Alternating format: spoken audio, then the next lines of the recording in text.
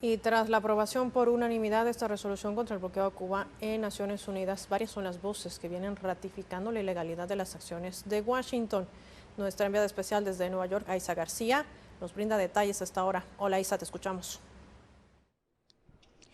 Gracias por regresar los micrófonos hasta Naciones Unidas, la sede principal aquí en Nueva York. Y bueno, hoy ha habido una votación muy importante en la sede principal de esta organización mundial. Es la votación a favor de Cuba. Por abrumadora mayoría se aprobó la resolución necesidad de poner fin al bloqueo económico, comercial y financiero de Estados Unidos contra Cuba. Un bloqueo que lleva más de 6 décadas y que ha ocasionado pérdidas por más de 160.000 millones de dólares en todo este periodo, con daños a la salud en el área de la alimentación, de la agricultura, en el área médica, científica, en todas las áreas de la vida económica y social de los cubanos. Y bueno, a esta hora tengo a mi lado a Emanuel Lomba, quien es uno de los miembros de la organización Cuba Sí. Emanuel, muchas gracias por estar hoy con Telesur. ¿Qué sabes del bloqueo contra Cuba, de cómo afecta a los cubanos? Bueno, primariamente es una barbaridad inmensa con la medicina, la falta de medicina y especialmente la falta de petróleo, que ningún país moderno con tecnología moderna puede sobrevivir sin acceso al petróleo, sin acceso a la energía. Es un sufrimiento grande porque la gente está esperando por horas en colas sin poder ir al trabajo. Imagínate eso en los Estados Unidos. Era una crisis en el año 73 en los Estados Unidos, cuando había una crisis de petróleo. Imagínate eso en un país mucho más pequeño con mucho menos riqueza. Definitivamente. ¿Y por qué ustedes apoyan aquí? ¿Por qué tu organización se llama Cuba Sí? ¿Por qué ustedes apoyan a Cuba? ¿Y por qué se oponen aquí mismo en Estados Unidos a las políticas de su gobierno contra la isla de Cuba? Te voy a pasar un dato que es público de este informe que ha presentado Cuba. El 80% de la población actual cubana no conoce una Cuba sin bloqueo. Ha vivido bajo una Cuba con bloqueo. ¿Tú qué opinas de eso? Pero que es una cosa terrible.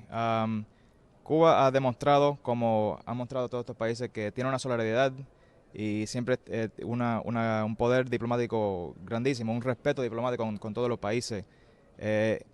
Que tanta gente han vivido debajo del bloqueo cuando tienen tanta capacidad en Cuba, porque el acceso de educación le da tanta capacidad al pueblo cubano a innovar, a darle más al mundo, a compartir con el mundo.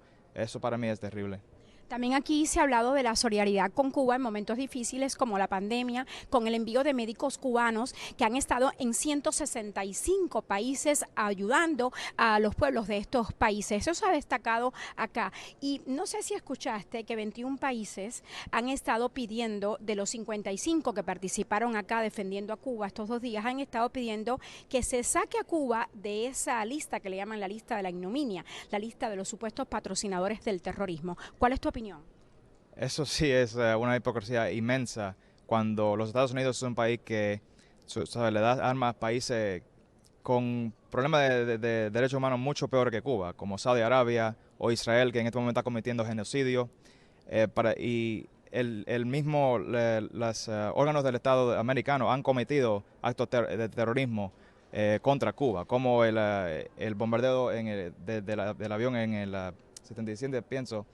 Es una hipocresía inmensa que los Estados Unidos puede comer tanto terrorismo, entonces llamar a Cuba el terrorista.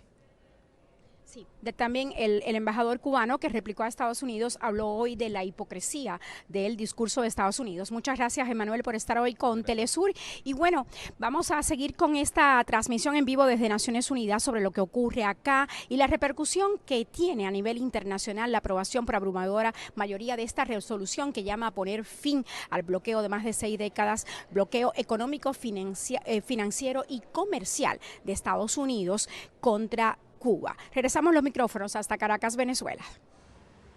Gracias, Aiza García. Desde la sede de Naciones Unidas vamos a restablecer el contacto con ella para poder ampliar más información en las siguientes emisiones de Telesur Noticias.